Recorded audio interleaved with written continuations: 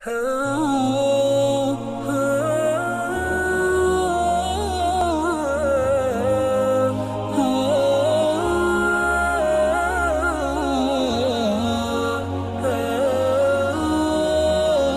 بالله من الشيطان الرجيم. بسم الله الرحمن الرحيم. وإذ قال موسى لقومه إن الله يأمركم أن تذبحوا بقرة قالوا أتتخذنا هزوا قال أعوذ بالله أن أكون من الجاهلين. Number 1. دین رستو آیتونو کې یو واقعه را روانه ده. دا آیتونه د هغې سره متعلق دي، خو د قرآن طریقه دا ده چې داسې د قصو کتاب نه دی، دا د عبرت کتاب دی. نو په دې کې کله یو واقعه روانه وي، په هغې کې وړې وړې واقعګانې نورې راځي، نو هغه مخکې رستو ذکر شي. دلته هم دغسې غوندې خبره ده، او در حقیقت په دې کې د دغه بني اسرائیلو د ضد او د هغوی د هټ درمۍ او د هغوی د مخالفت خبره ده چې هغوی به د پیغمبر نه کومه خبره واورېدله او هغه به ورته څه حکم وکړو، نو د دوی به کوشش دا چې اول به د هغه نافرماني وکړه. دې آیت کې دا واقعه ذکر کوي چې په دې بني اسرائیلو کې یو مړی وشو، نو د هغې غل نه و معلوم، قاتل نه و معلوم چې دا چا مړ کړی دی. او دغه وخته پورې تورات نو نازل شوی، په تورات کې دغه حکم لا نو راغلی. نو الله پاک نه موسی علیه السلام سوال وکړو چې داسې مړی شوی دی، قاتل نه دی معلوم. مسله ډیره عجیبه ده. الله جل شانه ورته ووایي چې مړی خو همدغه خلکو کړی دی، خو دې ته دا واضح کول غواړي چې دا چا کړی. نو ته ورته دا ووایه چې یوه غوا حلاله کوي او د هغې څه حصه راوالی او په دغه مړي پورې وجنګوئ، نو دا مړی به را ژوندی شي، نو چې چا قتل خي او بیا به مړ شي. دې ته دا خبره څه ډېره عجیبه ښکاره شوه او د ټوکو او د ګپ ورته ښکاره شوه. نو چې موسی علیه السلام ورته ووایي چې خدای دا حکم کوي چې تاسو غوا ذبحه کوئ، نو دوی وایي ښه اوس زموږ سره ګپې لګې، ټوکې را پورې کې. موسی علیه السلام ورته ووایي د خدای بندګانو، تاسو جاهلان یې، نو زه تاسو په شانتې جاهل یم؟ زه خو د خدای پیغمبر یم، زه چې کومه خبره کومه هغه د الله د طرف نه کوم. د خدای په خبرو کې ټوکې، استهزاء او ګپې نه وي، هغه واضحه خبره وي. مطلب یې دا و چې دوی د غوا ذبحه کو، دا ورته عجیبه خبره ښکارېدله. نو په موسی علیه السلام باندې سوالونه شروع کړو. ښه وې زه ته د خدای نه سوال وکړه چې دا غوا څنګه ده، کم حیثیت والا غوا ده. نو الله پاک نه هغه تپوس وکړو، نو ویې ورته چې دا داسې غوا ده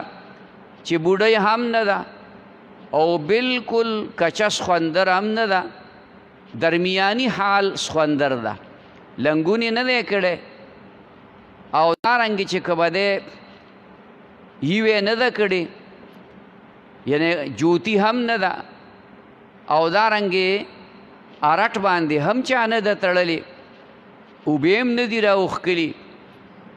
نو سات په سات به دوی یو یو تپوس کو، سات په سات چې دا یو خبرې جواب به ورته راغی نو بیا به بل تپوس وکړه نو بیا به بل تپوس وکړو هغه واقعه دلته ذکر کوي چې دوی ته نتیجه بیا سره ووتله دا فرمایي وَإِذْ قَالَ مُوسَى لِقَوْمِهِ هر کله چې ووی موسی علیه السلام قوم خپل ته ان الله یأمرکم بشک الله حکم کوي تاسو ته ان تذبحوا بقره چې ذبح کوي یو غوا هر څنګه چې دلته د عربیت الفاظ داسې دي بقرتن بس یو غوا وینو که دوی دا تپوسونه نه وی کړی نو بس هر څنګه غوا کې رانیولې وې توره وې سپینه وې زیړه وې لویه وې وړه وې کچه وې هر څنګه چې وې خو چې په دې اول ځلې غوا لاله کړی وې نو هر څنګه غوا چې وې دغه کار به پې کېده خو دوی د خدای په کارونو کې د خدای په حکمتونو کې لاس وال شروع کړل نو د دې وجې نه ګرانه شوه ورته قالو اووی دوی اتتخذنا هزوا آیا ته مونږ لره په ټوکو یعنې ګپې را سره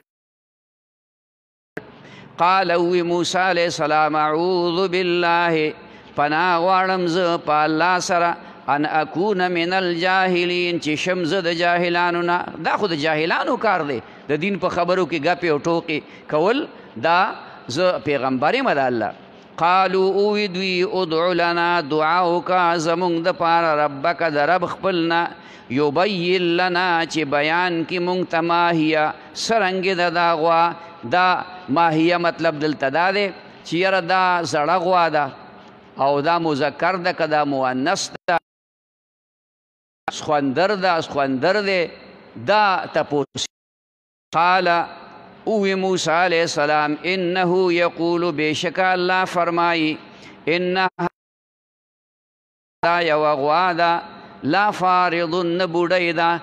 لا بکر او نه ځوانه ده یعنی بالکل کچا سخوندره نه ده عوان بین ذلک درمیانی ده په منځ د دې کې داسې حالت کې ده چې سخوندر خدا خو لنګونې نه دی کړی او دارنګې جوتي هم نه او نور فصلونه هم نه دي اوبه کړي پخوا خلکو ارټونه وو په هغې باندې به یې غویې تړلی نو هغې او بلکې په دې غواګانو باندې به هم خلکو چې کوم دی یې وې کولې فافعلو نو وکئ ما هغه کار تؤمرون چې حکم یې کولی شي تاسو ته دا ورته زیاتي خبره ورپسې وکړه چې غوا خو دغه رنګې ده خو دا کار وکئ نور تپوسونه مه کوئ ځان ته خبره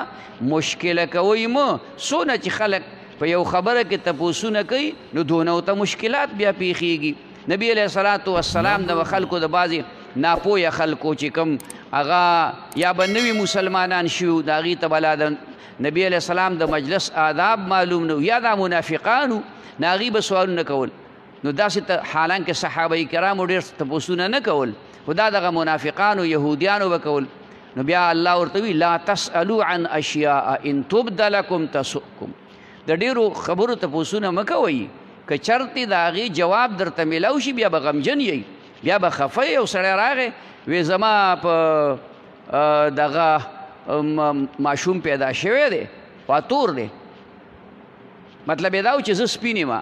ښځه مې سپینه ده او ماشوم تور پیدا شو نو هغه نبی علیه السلام ورته وایي ستا چېرته اوښان شته وی چې او ستا دې اوښانو کې یو رنګ بل رنګ والا شته دی وی او تور هم پکې شته خړ هم پکې شته نسواري غوندې هم پکې شته وی دا د کوم ځای نه راغلي دا خو د خدای تقسیم دی کله به یو څنګه وي کله به بل څنګه وي مور پلار به ښایسته وي بچی به ترې بدرنګ پیدا شي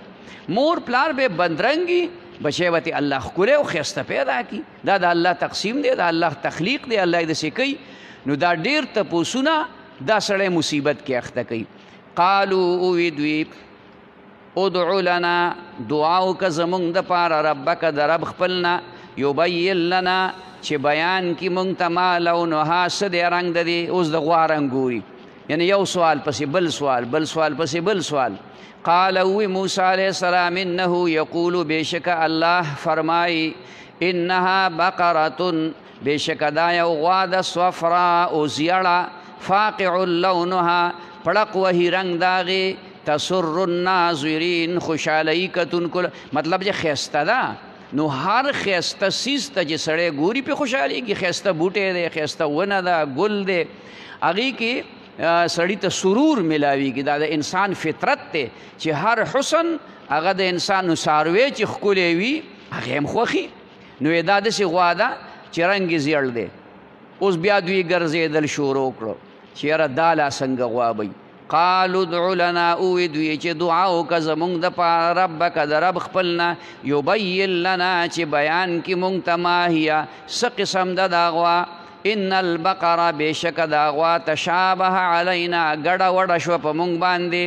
مشابهت راغی چې دا کومه غوا وی و انا ان شاء الله بېشکه مونږ که چرې خوښه شي د الله لمهتدون هدایت موندون کیو دا ټکې که دوی په اول کې ویلی وی چې ان شاء الله لمهتدون نو بیا به دوی ته ډېره په اسانه باندې دا غوا میلاو شوی وي خو دوی دا څلورم تپوس بیا وکړو چې دا اوس هم پې پوه نه شو یاره چې دا څنګه غوا ده مونږ خو ډېر ګډوډ شو په دې خبره کې یو ځل دا تپوس دی چې یاره دا غوا چې کومه دی نو څه حیثیت لري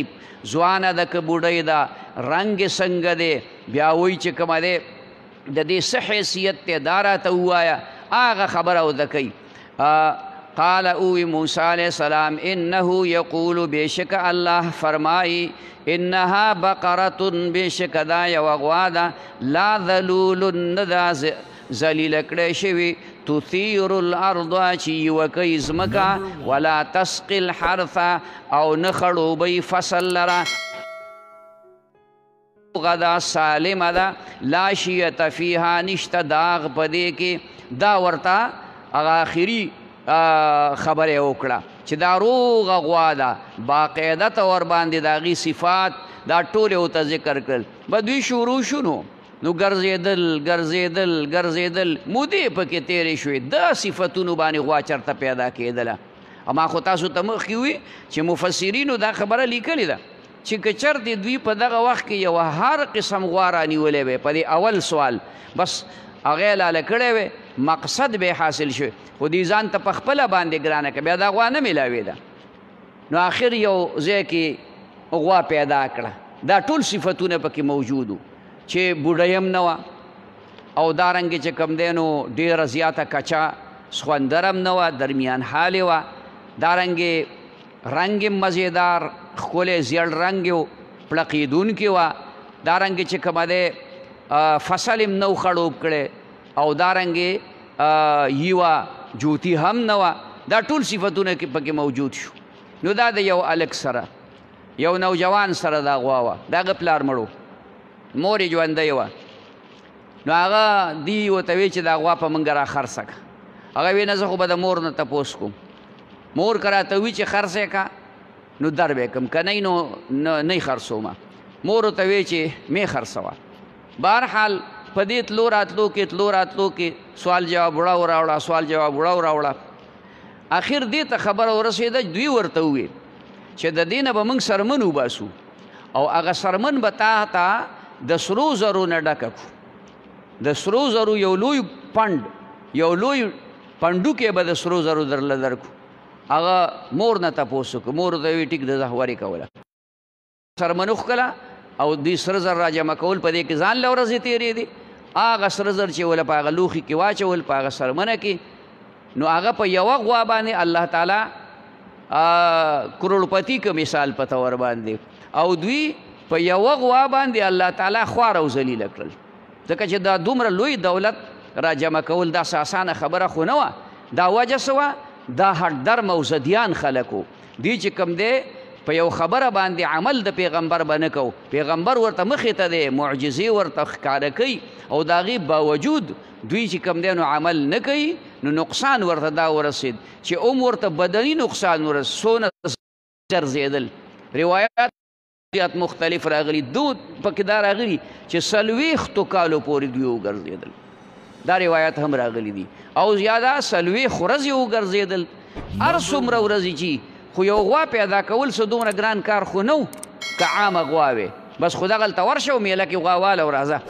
نو دغسې هلته و وطن کې ملک کې چې کوم دی غواګانې وي د خرڅ غواګانې میلاوېدې خو دوی ځان ته په خپله باندې یو مشکل جوړ کړو نو بدني تکلیف میلاو شو مالی تکلیف میلاو شو ذهني تکلیف میلاو شو او چې غوا یې لاله کړه او د هغې سر غوښه یې راوړه او هغې په هغه سړي پورې وجنګوله بس هغه رانیغ شي د هغې د واقعه وروسته انشاءالله را روانه ده.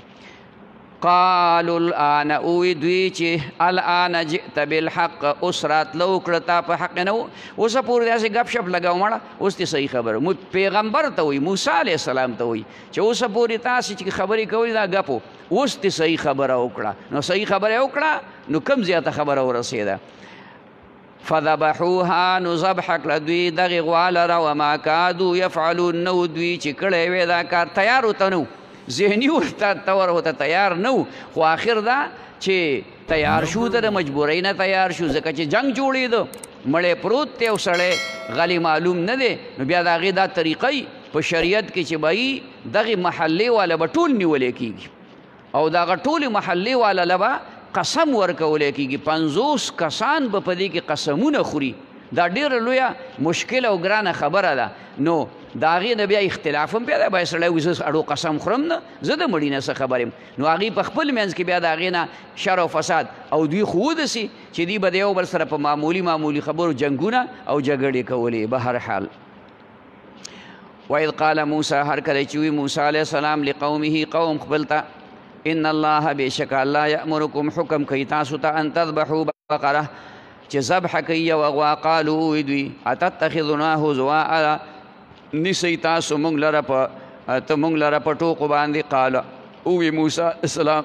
اعوذ بالله پناه غواړم زه په الله سره ان اکون من الجاهلین چې شم زه د جاهلانو نه. قالو اوی دوی ادعو لنا دعا وکړه زمونږ دپاره ربک د رب خپل نه یبین لنا چې بیان کړي مونږ ته ما هي صد قسم د دا غوا. قال اوی موسی علیه السلام انه یقول بېشک الله فرمایي انها بقرة بېشک دا یو غوا ده لا فارض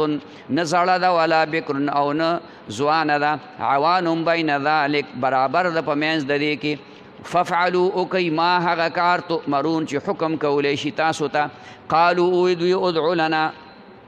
دعا وکړه زمونږ دپاره ربک د رب خپل نه یبین لنا چې بیان کې مونږ ته ما لونها څه دی رنګ د دې. قال اوی موسی علیه السلام انه یقول بېشک الله فرمایي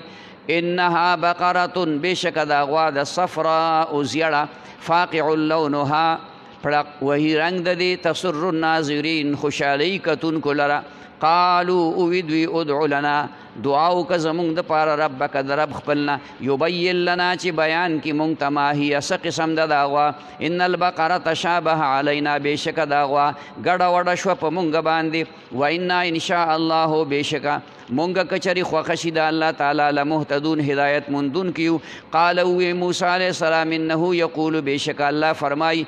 انها بقرة بېشکه دا یوه غوا ده لا ذلول نه ده ذلیله کړی شوي تثیر الارض چې یوه کوي ځمکې لره ولا تسقي الحرث